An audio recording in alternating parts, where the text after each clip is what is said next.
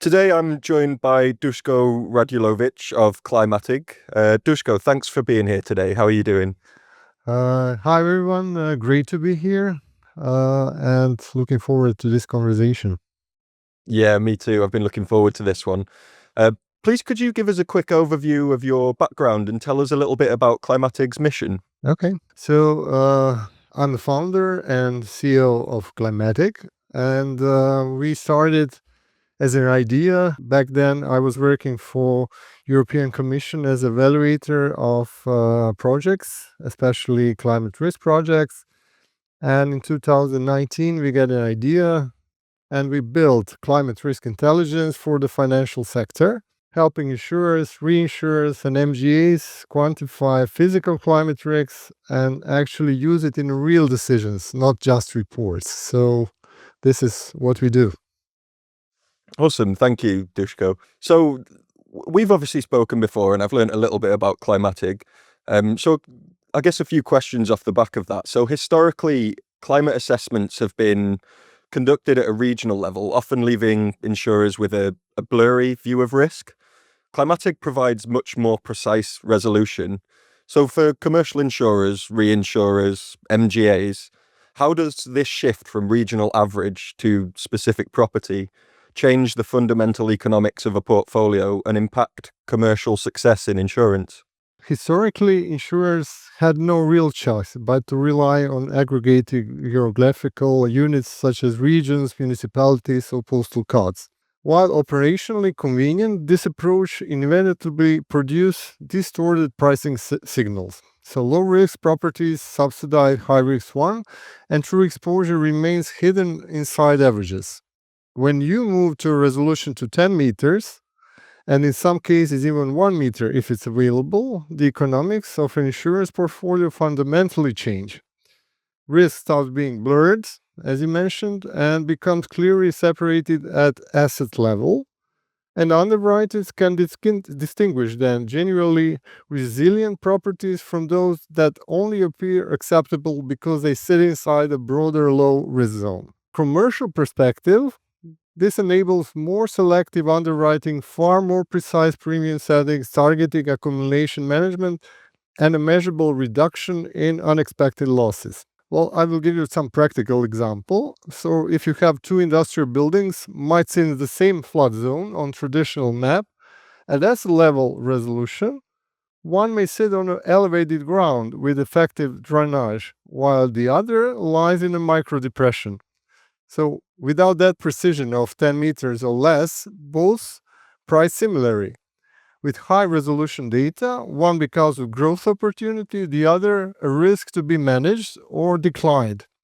So that shift directly improves combined ratios, strengthens reinsurance negotiations, and allow insurers to grow profitably rather than cautiously.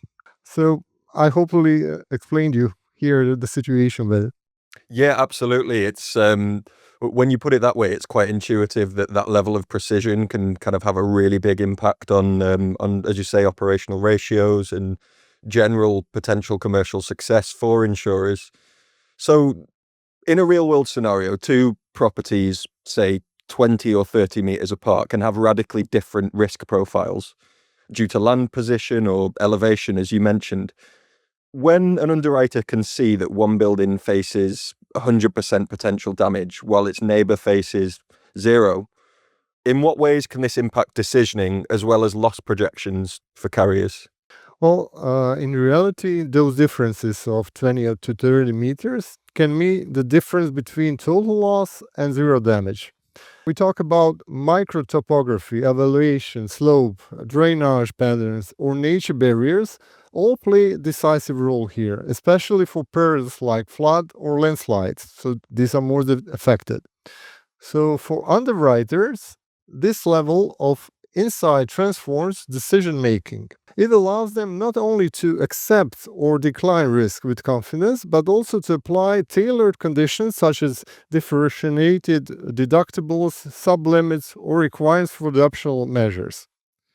For actuaries and portfolio managers, the impact is even more profound. So, less projections move away from broad probability curves toward to concentrate in realistic scenarios. So instead of volatility driven by surprise, losses become the predictable outcome of known condition. So when I put it in short, losses stop being statistical accidents and become the logical consequences of measurable physical risks. Got it. Interesting. Yeah. So the level of precision that we're talking about not only makes quotes more precise and more relevant, it shifts loss projections from being a statistics exercise to a practice exercise. And I guess it's quite easy to see how that has a profound impact throughout the profitability and the efficiency and every other kind of business metric of commercial insurance. So thank you, Duško. No, indeed, you're totally right here. Yeah. I guess a follow-up on that then. So Climatig serves not just insurance, but also banking and ESG reporting sectors, amongst others. What are the key learnings that these adjacent industries, or from these adjacent industries, that commercial insurance professionals should be looking to adopt? Well, definitely, bankings and ESG reporting started a little bit earlier than insurers. So now they are forced, to adapt to transparency. Actually, banks started a year or 2 years before them. So they have to adapt to transparency, adaptability, strict regulatory alignment in climate data.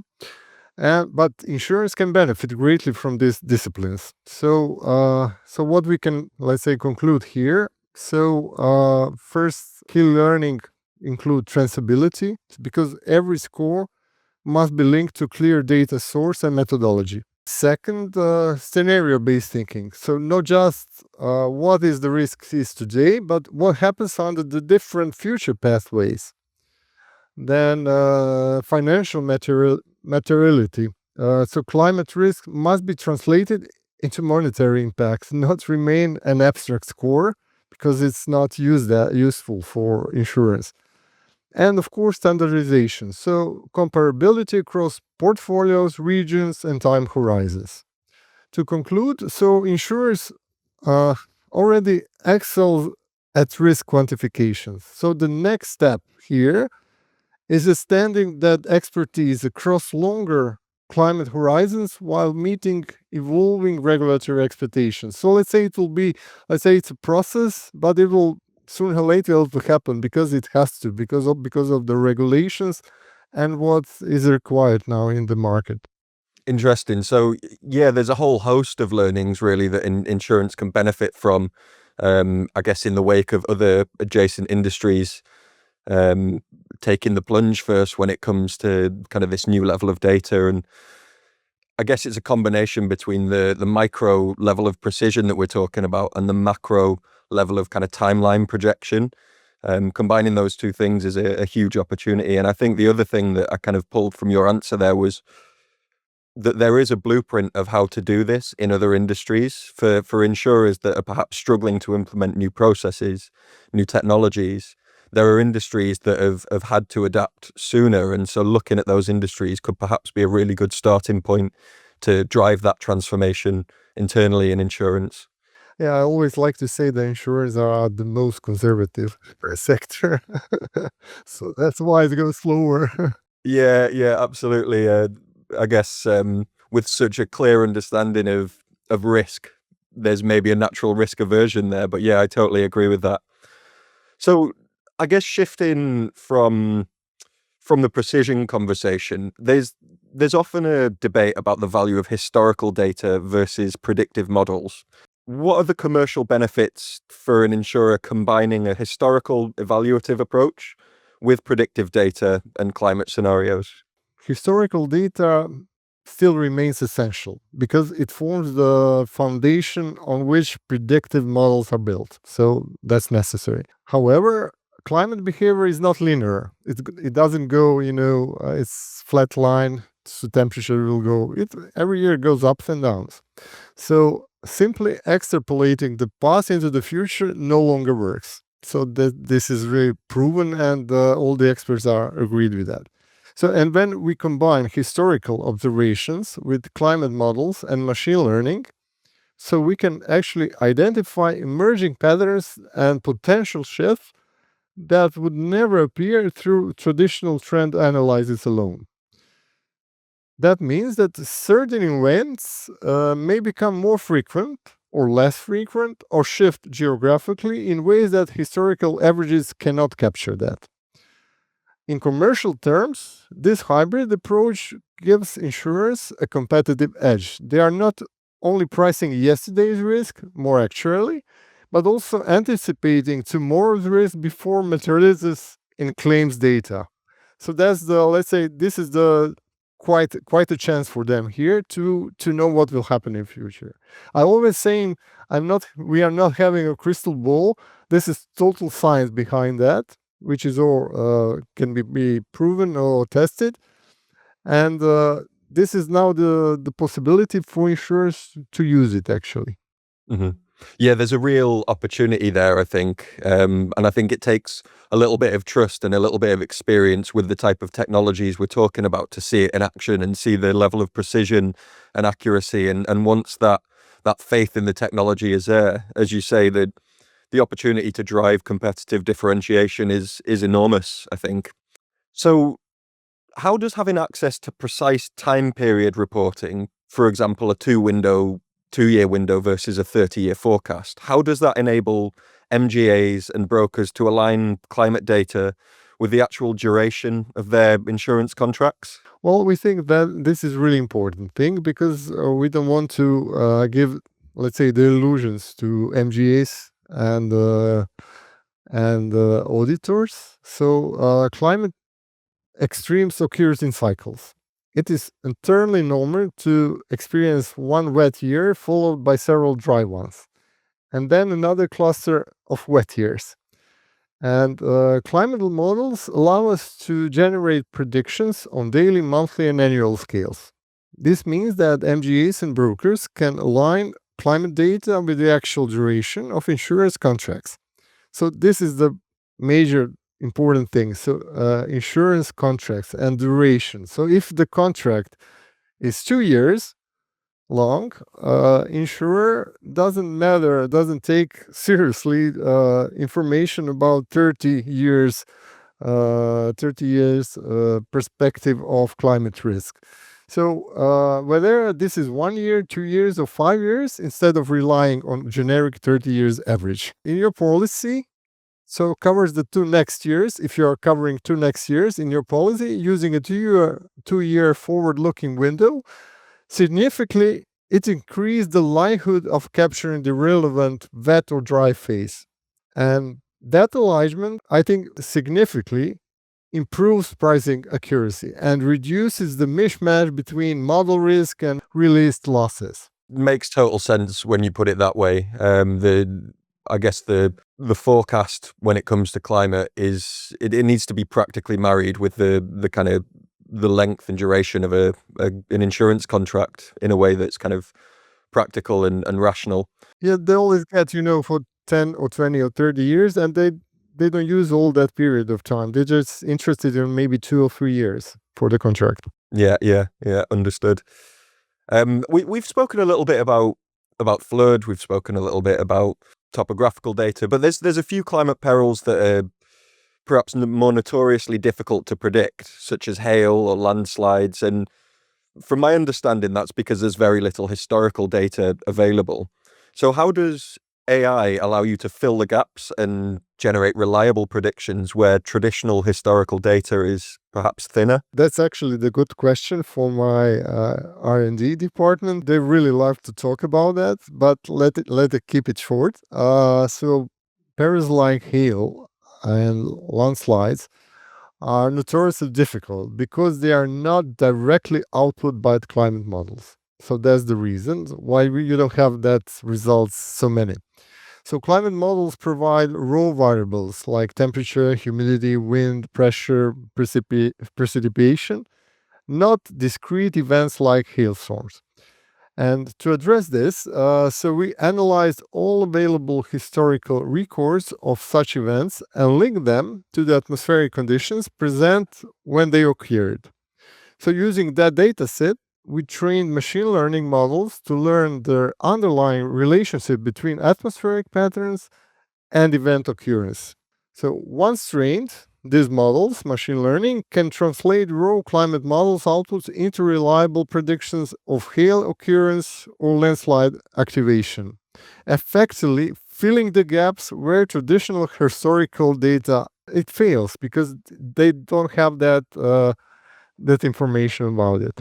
And that sounds like a unique capability of machine learning and AI, really. As a human or let's say an underwriter, the data that is available is going to be so spread out and sporadic, and interpreting it all at once and running the correct models on it is just not something a human brain can reasonably achieve, which is where, as you say, machine learning and AI kind of steps in and is able to process all that data and provide more insight into what might potentially happen in the future. Well, I have to emphasize one thing.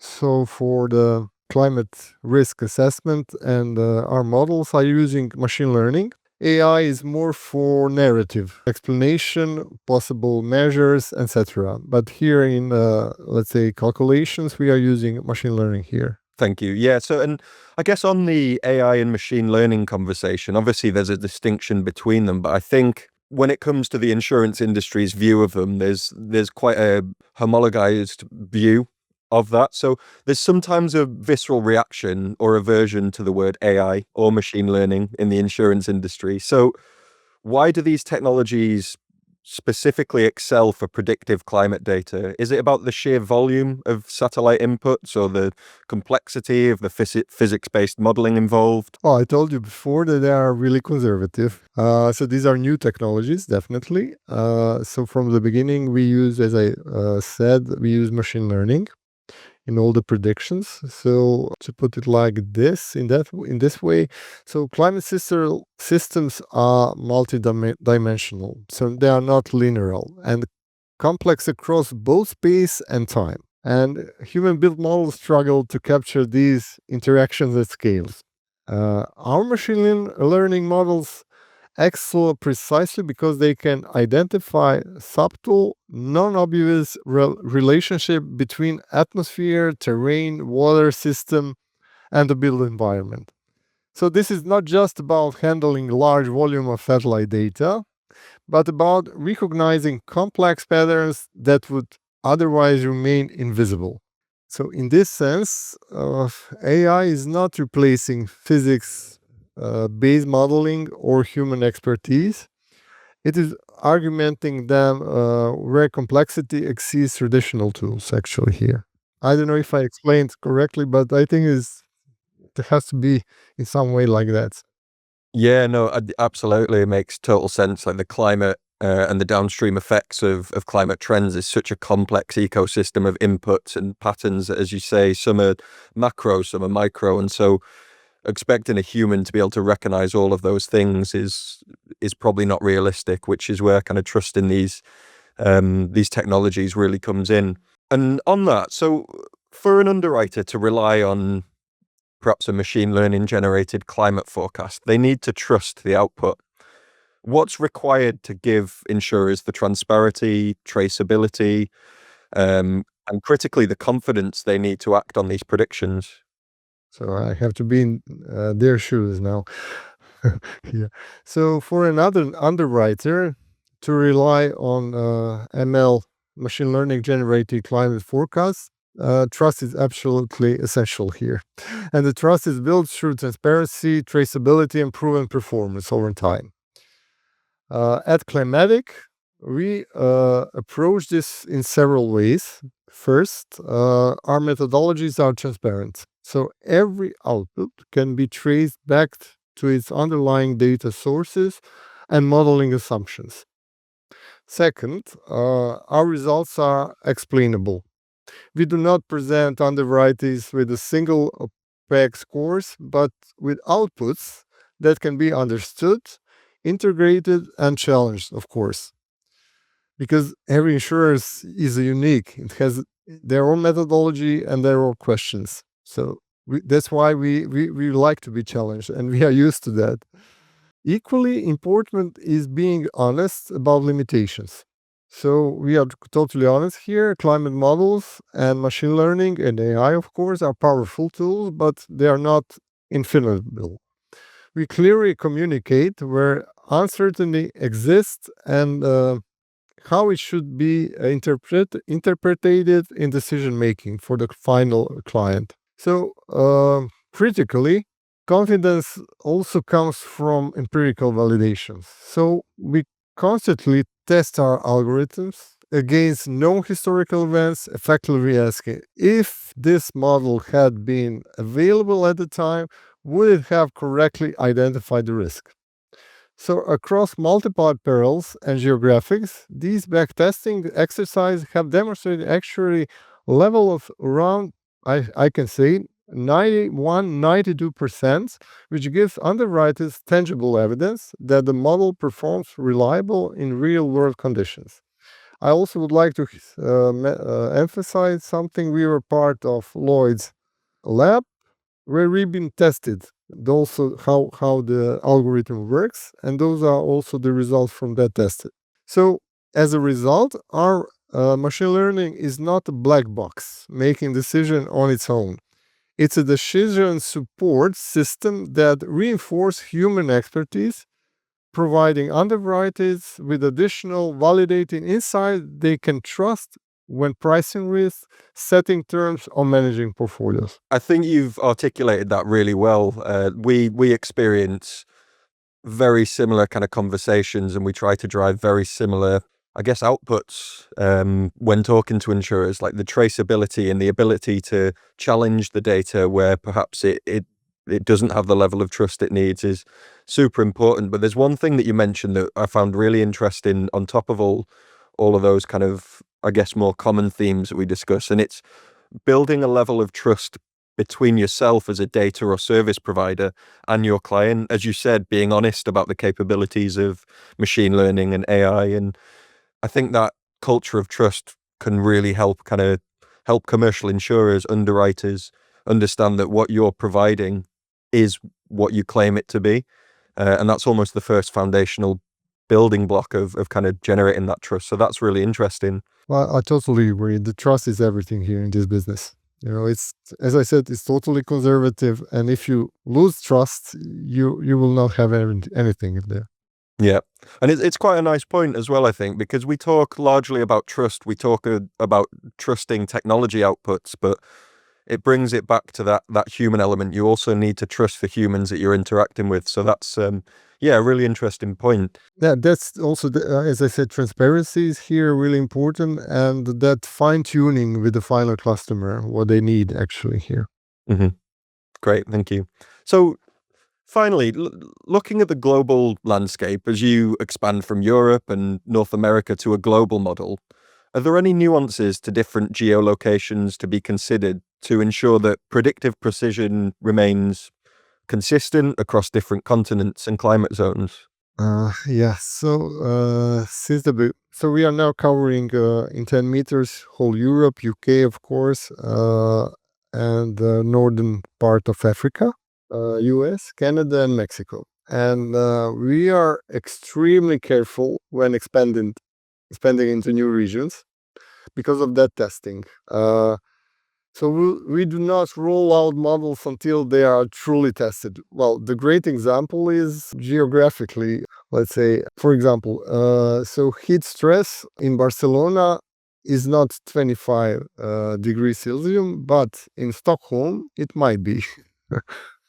And that's why you have to be really cautious here when you expand and when you put into new regions. So each new geography is first analyzed using historical data to understand local climate behavior and hazard dynamics. So only then we introduce predictive modeling using climate models and then satellite data, and this is followed by extensive validation. So what we do here, and we are now, I can tell you, so we are now doing after these regions that we said, we are planning to have global modeling by the middle of 26 this year. So it will be probably in the third quarter of this year, and it'll be, so now it's tested, and we are, let's say, we are having kind of, let's say, challenges about Africa African part, but it will be sold in the near future. So in the third quarter, this will be the total global coverage. Great. I mean, that seems like quite an undertaking, and as you say, it seems like stress testing the models before they're deployed anywhere is a real key, but also applying the context of the different regions you're talking about, as you say, kind of heat stress in one location versus another can be two totally different values. So the context of where you're deploying as well seems to be a kind of key component of that. Totally. Yeah, I agree that. Great. Yeah, no, thank you, Duško. And I guess one more question that we always ask our guests for a little bit of fun towards the end of the podcast. If you could change one thing about the insurance industry, what would that thing be and why? I would change the speed at which the industry adopts change. So especially for the small companies like ours, so we are really on full speed doing that. But we have to adapt. And we hope that this industry will adopt those changes, because climate risks are evolving faster than traditional insurance processes. That's for sure. So the industry must become proactive rather than reactive, because the future is no longer a simple extension of the past, and insurers that recognize, if insurers recognize that early, then they will remain resilient and more competitive, actually. So this is let's say, my thoughts about what can be changed. Yeah, I totally agree. I think, and I think we will naturally move towards that speed, right? As you say, there's lots of opportunities for differentiation, proactivities. It's all but required now. So I think as that becomes kind of instilled in the minds of transformation teams within insurance, but underwriters themselves as well, they'll see the size of that opportunity and the absolute necessity of adopting quickly and being able to move quickly.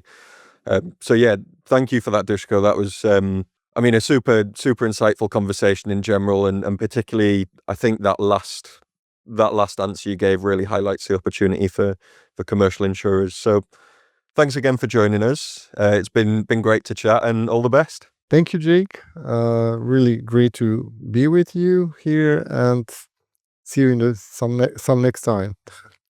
Thanks, Duško.